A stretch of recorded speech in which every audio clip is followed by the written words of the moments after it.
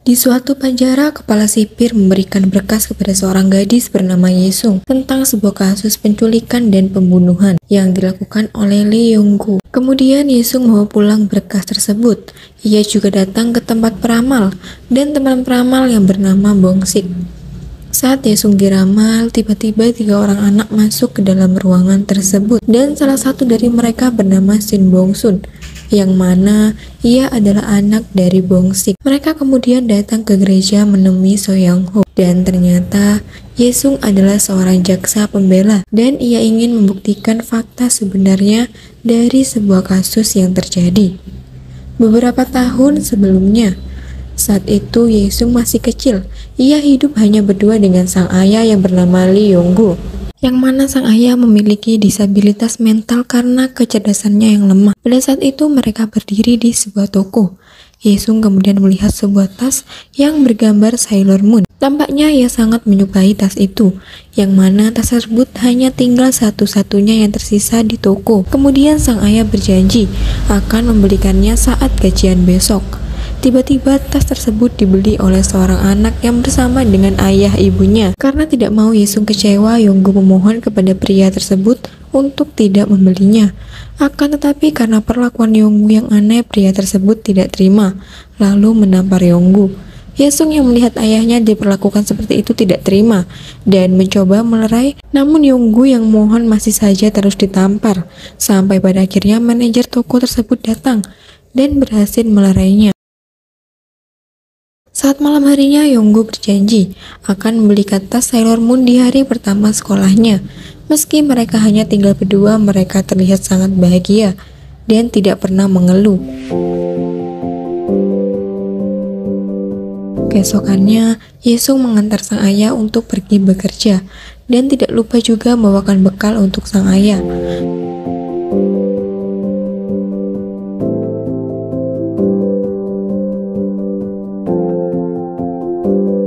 Pekerjaan Yong-gu adalah sebagai petugas parkir. Saat ia sedang istirahat, ia menghitung gajinya. Dan tiba-tiba Yesung datang mengingatkan ayahnya untuk membelikan tas Sailor Moon.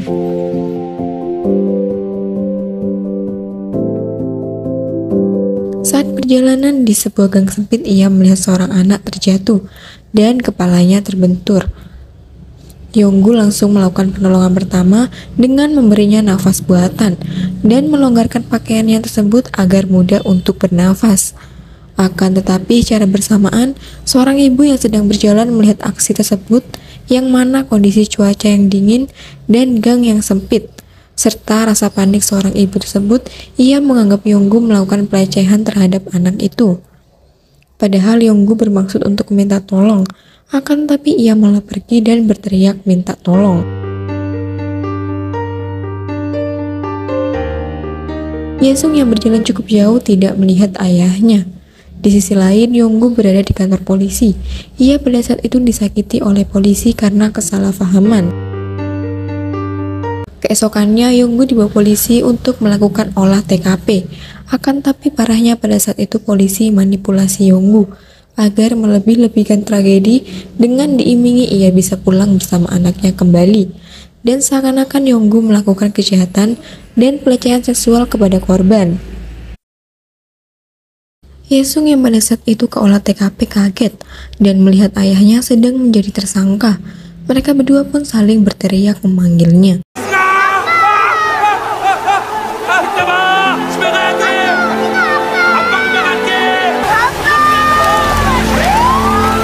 Yong-gu menjadi tahanan dengan nomor baju 5482. Di dalam sebuah penjara, ia terjerat kasus penculikan, pembunuhan, dan pemerkosaan anak. Yong-gu kemudian melihat sebuah telepon dan mencoba untuk menghubungi Yesung. Akan tapi polisi melarangnya dan ia malah dipukuli oleh ketua sipir yang bernama Jang Min-wan.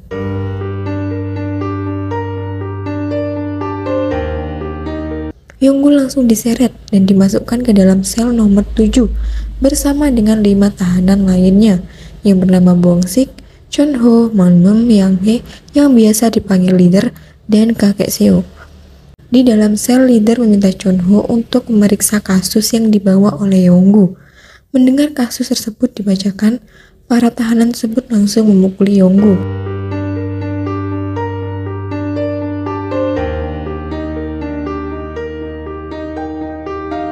Akan tetapi setelah membaca keputusan sidang dan hukuman mati yang akan diterima Yonggu, mereka berhenti dan tidak memukulinya. Malah sang leader bertekuk lutut di hadapannya. Dan di hari yang sama juga Yesung dibawa ke panti asuhan. Dan karena ia tidak tahu kapan sang ayah akan pulang, Yesung berinisiatif menempel alamat dan juga nomor telepon yang ia tinggali, agar saat sang ayah kembali ia tidak bingung untuk mencari Yesung. Dan di dalam penjara terjadi sebuah insiden. Samyun, seorang bos dari tahanan lain, tidak terima dengan leader yang sedang melakukan bisnis. Samyun menyuruh anak buahnya untuk melancipkan sikat gigi untuk menusuk leader. Beruntung, Yonggu yang melihat hal tersebut langsung berlari dan mengorbankan dirinya untuk melindungi leader.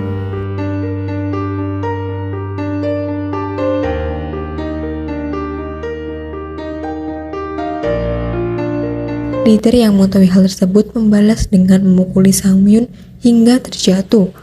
Leader kemudian ingin membalas kebaikan Yonggu dengan memberikan apapun yang ia mau. Akan tetapi, Yonggu mengatakan bahwa ia hanya ingin bertemu dengan anaknya. Suatu ketika di dalam penjara diadakan suatu acara, dan tak disangka ternyata Yesung menjadi salah satu dari anak kecil yang mengikuti paduan suara tersebut. Dan di saat para tahanan dan paduan suara menari, Yesung ditarik dari belakang panggung. Dengan tubuhnya yang kecil, ia dimasukkan ke dalam sebuah kardus berisi roti dan dibawa ke dalam penjara oleh teman Yonggu untuk dipertemukan dengan ayahnya. Dan pada saat itu adalah di mana pertemuan sang ayah dengan anak yang sangat menyedihkan. Yonggu sangat berterima kasih kepada mereka karena telah membantunya untuk bertemu anaknya. Mereka semua takut jika ketahuan kepala sipir, karena bisa saja mereka diperpanjang masa hukumannya. Situasi juga semakin rumit ketika Bongsik panik berteriak memanggil dan mencoba melaporkannya kepada sipir. Karena mendengar teriakan Bongsik, sipir kemudian menghampiri selnya dengan cepat. Yesung duduk di bawah Bongsik dan memegang jarinya dengan tatapan memelas, hingga pada akhirnya Bongsik kasihan. Walau 30 menit telah berlalu, Yesung belum puas bertemu dengan sang ayah. Dan sekarang Yesung harus pulang. Yesung masih kekeh tidak bisa meninggalkan sang ayah, dan malah ia ingin hidup di sana bersama dengan sang ayah. Semua dalam keadaan panik, dan leader kemudian membuat janji kepada Yesung bahwa nanti ia akan membawanya lagi ke dalam sel dan bertemu kembali dengan sang ayah. Saat Yesung akan dikembalikan ke kelompok paduan suara, ia terlambat, dan bis yang membawanya sudah pergi dan meninggalkan Yesung di dalam penjara. Dan pada akhirnya, Yesung berada di dalam sel bersama ayah dan tahanan yang lain. Saat di dalam sel, Yesung sangat menikmati kebersamaan yang pernah ia lakukan bersama dengan sang ayah. Suatu ketika, para tahanan melakukan kerja bakti. Chonho kemudian mengajak Bongsik, Mambum, dan kakek Seo untuk berencana mengeluarkan gadis kecil tersebut dalam 2 hari ke depan, di mana acara tersebut diadakan kembali. Saat semua akan tidur, tiba-tiba Manbyo mendengar bahwa sipir sedang berjalan mendatangi sel mereka. Sipir tersebut berkata bahwa ia mendengar ada suara perempuan di dalam sel mereka, dan beruntungnya dengan cepat leader menyembunyikan Yesung. Dan tibalah hari di mana mereka akan mengeluarkan Yesung secara bergantian. Mereka membawa Yesung ke panggung, akan tapi rencana mereka berantakan. Yesung dan leader terkejut karena yang datang bukan acara paduan suara, melainkan para birawan yang sedang melakukan acara keagamaan.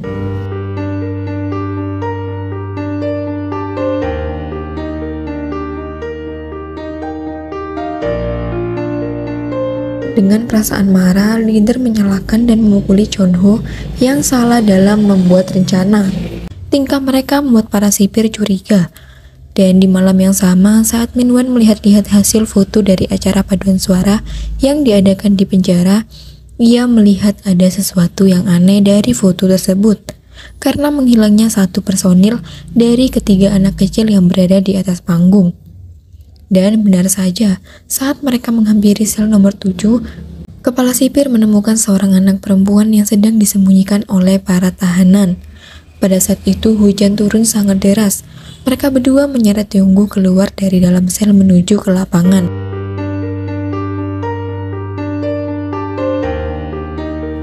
Sedangkan Yesung yang sudah ketahuan ia berada dalam ruangan lain. Yonggu pada saat itu masih terus berbicara dan mengatakan bahwa ia ingin bertemu dengan anaknya dan mengatakan bahwa ia tidak bersalah. Dan perkataan Yonggu membuat kepala sipir marah, lalu ia membanting badan Yonggu. Akibat dari kejadian tersebut, semua tahanan dikeluarkan dari dalam sel dan dilakukan pemeriksaan satu persatu. Dan di sisi lain, Yonggu menjadi tersangka dan dibawa ke dalam sel lain yang mana tubuhnya diikat. Yesung pada saat itu juga sudah kembali ke panti asuhan dan ia terus menangis karena berpisah lagi dengan sang ayah. Saat Yonggu masih berada dalam sel, terjadi kebakaran di salah satu sel dan penyebabnya adalah Sang Myun yang telah membakar dengan bensin yang ada di tahanan.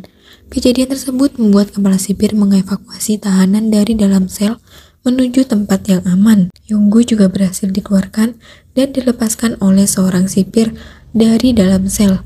Minwon berada di tempat yang sama dengan Samyun. Ia membujuk Samyun untuk berhenti melakukan hal gila tersebut. Beruntung, Yonggu yang melihat ketua sipir dan Samyun masih berada dalam ruangan terbakar mencoba menolong mereka berdua. Akan tetapi karena keadaan sudah tidak memungkinkan, tanpa pikir panjang Yonggu langsung memasuki kobaran api, lalu menolong mereka berdua.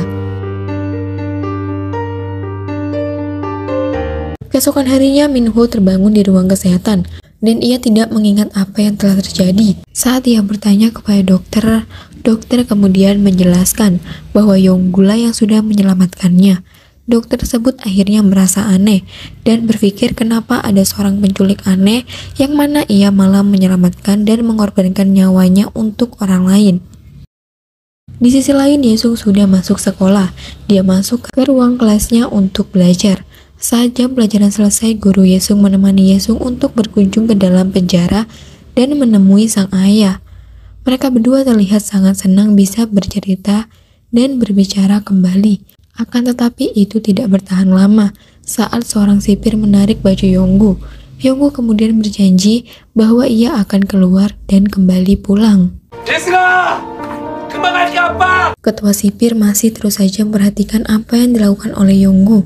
Ia juga menyogok Yesung yang sedang dirawat di rumah sakit karena kangen kepada sang ayah.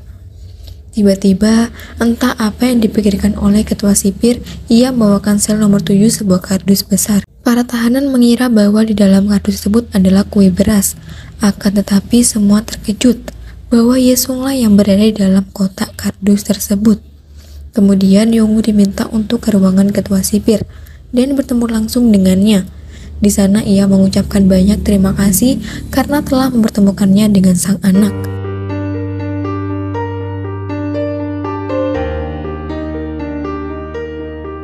Waktu terus berjalan.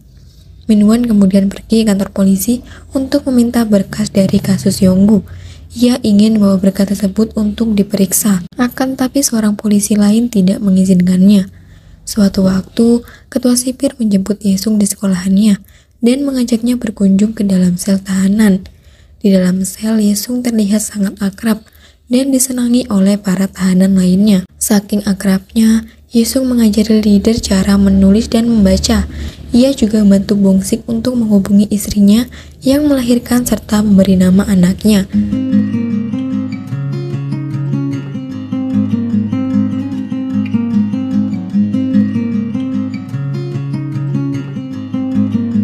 Keputusan sidang Yonggu sedang ditetapkan di pengadilan. Para tahanan sel nomor 7 membuat reka ulang kejadian untuk membantu mempersiapkan Yonggu saat persidangan. Semua fakta sebenarnya terungkap di reka ulang kejadian yang mereka buat. Pada saat itu, korban sedang berjalan di pasar yang sepi dan diikuti oleh Yonggu dari belakang. Dalam perjalanan, Yonggu terjatuh dan korban juga terjatuh karena tergelincir. Pada saat terjatuh, korban menarik sebuah tali, tapi bukannya menahannya terjatuh, malah membuat batu bata yang di atasnya menimpa kepala korban, yang membuat korban tewas di tempat. Melihat hal tersebut, Yonggu yang sudah mengerti pertolongan pertama nafas buatan, ia langsung mempraktekannya kepada korban. Tapi karena kondisi yang sulit untuk berbicara panjang dengan jelas, akhirnya ia menjadi tersangka. Ditambah yang menjadi korban adalah anak perempuan satu-satunya dari seorang komisaris jenderal polisi. Di Di dalam persidangan masa sekarang, leader Manbum dan Minwan menjadi saksi. Mereka membantah semua tuduhan yang diberikan kepada Yonggu. Minwan mengetahui apa yang telah terjadi dan tahu bahwa Yonggu tidak bersalah. Akan tapi dia hanya ketua sipir dan tidak memiliki hak atas apapun dalam kasus Yonggu. Saat dalam sel penjara, Yonggu dibantu teman satu selnya terus berlatih untuk meningkatkan daya ingat Yonggu saat nanti di persidangan.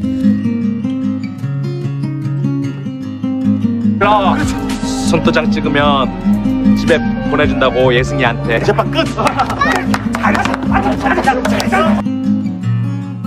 Akan tapi saat di persidangan ia malah terdiam dan tidak menjawab pertanyaan dari jaksa penuntut. Karena sebelumnya Yonggu telah dipukuli dan putrinya diancam akan dibunuh.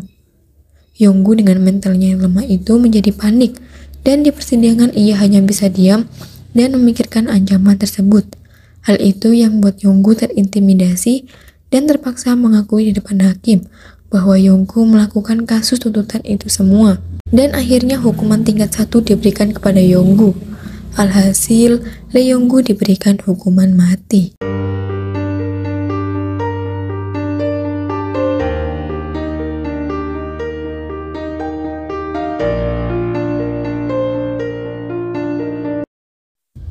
Di sisi lain, Yesung diajak Minwan untuk tinggal di rumahnya bersama dengan sang istri. Mereka bertiga melakukan hal bersama layaknya seorang keluarga. Dan tidak lupa ia selalu mengirim surat kepada Yonggu yang membuatnya sangat bahagia saat membaca surat dari Yengsuk. Hari di mana hukuman mati Yonggu semakin dekat, tepatnya pada tanggal 23 Desember. Dan sebentar lagi akan diadakan pentas bakat tahunan di penjara. Para tahanan sel nomor 7 membuat rencana untuk menyelamatkan Yonggu dari hukuman mati. Mereka akan memanfaatkan pentas tersebut untuk menyelamatkannya agar kabur dari penjara.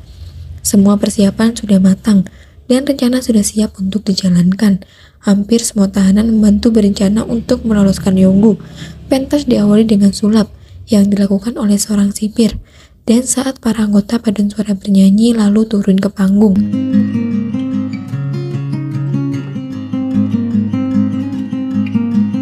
Mereka memegang satu persatu tangan dari tahanan. Salah satunya adalah Yonggu yang dituntun oleh Yesung menuju pintu. Dan di balik pintu tersebut sudah ada balon udara yang siap untuk terbang. Para tahanan sel nomor 7 mengajak Yesung dan Yonggu agar segera menaikinya dan terbang keluar dari penjara tersebut. Setelah berhasil terbang, mereka bersorak-sorak dan disertai dengan para penjaga yang mulai sadar bahwa mereka akan kabur. Namun berhasil dicegah oleh tahanan lain. Akan tapi semua itu gagal karena tali dari balon udara tersebut nyangkut di pagar dan patah. Walau begitu, Yonggu dan Yesung sangat senang karena mereka melihat pemandangan sunset yang indah sore hari itu.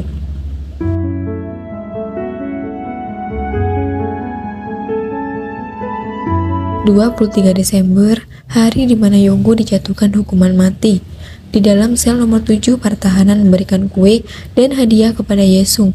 Yonggu lalu mengeluarkan kotak besar untuk Yesung, yang mana di dalam kotak tersebut berisi tentang tas Sailor Moon yang selama ini ia inginkan. Yesung sangat berterima kasih kepada ayahnya karena telah memberikan hadiah, begitu juga dengan Yonggu. Ia sangat berterima kasih kepada Yesung karena bersedia menjadi anaknya hingga ia merasa menjadi ayah terbahagia. Dan setelah itu Yonggu diantar oleh Yesung, Minwan, dan sipir lainnya. Yonggu menuju tempat eksekusinya dan inilah saat terakhir Yonggu dan Yesung akan berpisah untuk selamanya.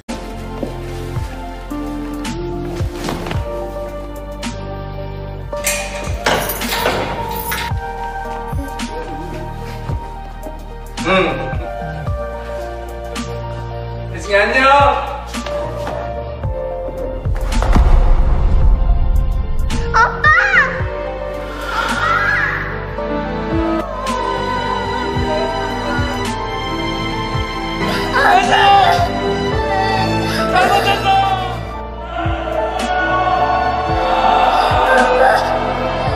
Di masa sekarang, di dalam persidangan setelah menerima kesaksian tidak ada bukti yang cukup bahwa Yonggu melakukan kasus tersebut.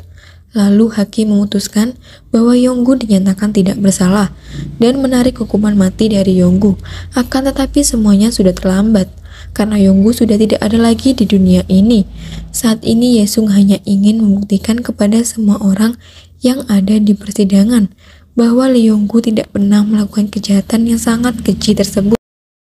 Dan film berakhir ketika Yesung telah dewasa dan mengingat kembali masa di mana ia bersama dengan ayahnya di dalam balon udara.